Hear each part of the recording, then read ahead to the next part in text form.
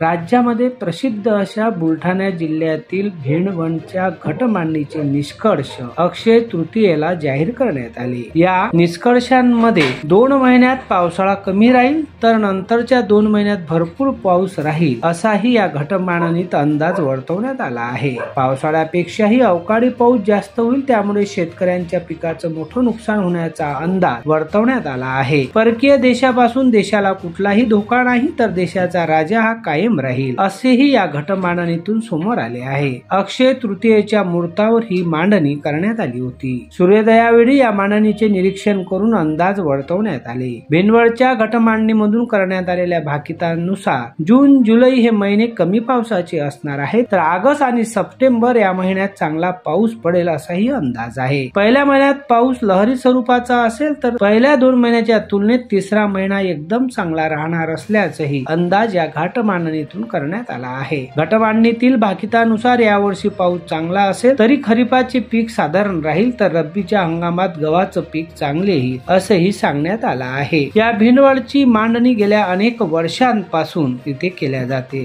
त्यात घटमांडणीमध्ये गावाबाहेरील शेतात घटाची आखणी करून त्यात 18 प्रकारच्या धान्याची प्रतिमात्मक मांडणीही केल्या जाते।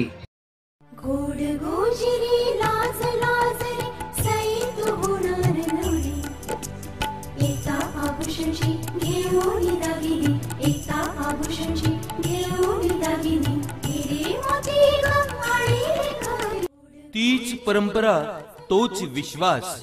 एकता ज्वेलर्स, नगर परिषद समोर, मेन रोड, परतवाडा।